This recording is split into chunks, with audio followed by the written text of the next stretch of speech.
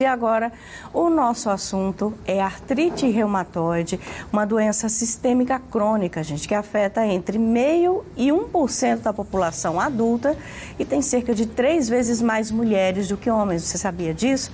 Para a gente conversar sobre a doença, eu estou aqui com o reumatologista, o Dr. Diogo Lucas.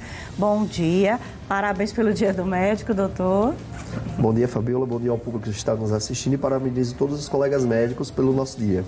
Bom, o que é exatamente a artrite reumatoide? Eu falei ali, mas ficou uma coisa muito... Vamos destrinchar melhor para a população.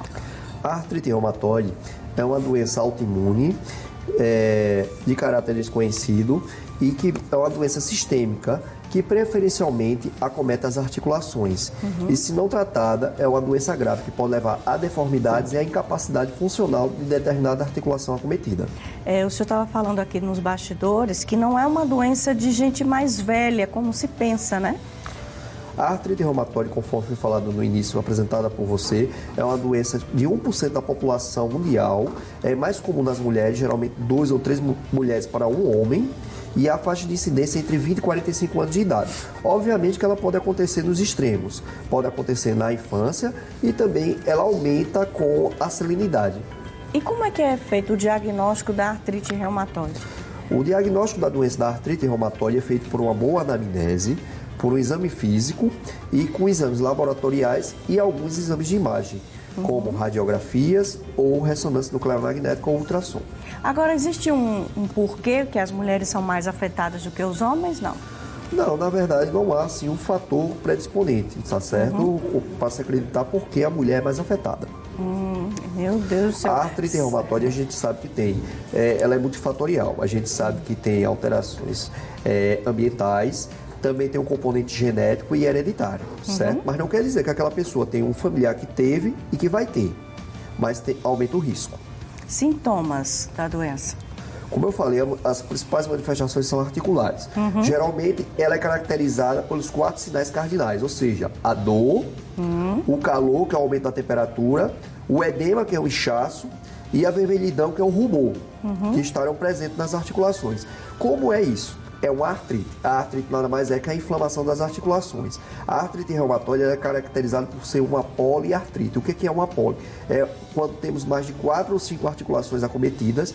Geralmente ela é de caráter simétrico, ou seja, acomete ambos os lados. É cumulativa, ou seja, você acometeu o punho direito, vai acometer o punho esquerdo, estão os dois acometidos. E geralmente ela é progressiva. Ela tem a preferência por mãos, punhos, tornozelos, joelhos e cotovelos. Isso pode inutilizar o membro realmente? Assim, você pode perder o movimento? Se o paciente não for tratado, ela vai levar à destruição articular. Consequentemente, a incapacidade funcional da articulação. A gente tem a destruição mesmo e a perda da funcionalidade da articulação. Leva ao que a gente chama de bloqueio articular. O paciente perde a capacidade de funcionalidade daquela articulação. Doutor, e quais são os tratamentos disponíveis hoje? Da década de 70, da década de 80, da década de 90, o tratamento atual mudou bastante. Em termos de medicação. Antigamente a gente tinha como base o corticoide. Na década de 70 surgiu o metotrexato como droga modificadora do curso da doença, que é uma droga sintética muito utilizada até hoje. Nos anos 90 surgiu a leflunomida. E nos anos atuais, de 2004 para cá, nós temos os imunobiológicos, que na verdade é o boom da reumatologia no tratamento dessa doença, que evita realmente a chegar a esse estado. Antigamente o paciente com artrite reumatoide chegava cadeirante, deformado. Hoje em dia ainda temos pela dificuldade do acesso ao profissional da área de saúde e ao desconhecimento da doença também, acomete apenas 1% da população mundial. Mas com o tratamento de hoje, a gente consegue dar qualidade de vida ao paciente e evitar essa forma agressiva de tornar o paciente incapacitado ou com deformidade.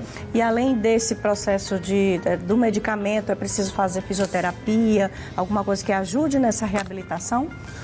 Justamente pelo paciente estar com uma doença crônica inflamatória que não tem cura, mas que tem controle, que tem qualidade de vida, a gente readapta esse ser humano ao ambiente de trabalho, às suas atividades cotidianas, com um tratamento multidisciplinar. Terapia ocupacional, fisioterapia, um profissional da área de saúde, que é o médico reumatologista, que diagnostica e trata. Então, é um tratamento multidisciplinar. Isso onera também o serviço público e o serviço privado. Ok, doutor, muito obrigada mais uma vez pela orientação e parabéns pelo Dia do Médico. Obrigado, foi um prazer estar sempre aqui esclarecendo ao público doenças raras, pouco conhecimento e que a gente possa sempre estar orientando e ajudando a população. Com certeza. Obrigada, viu?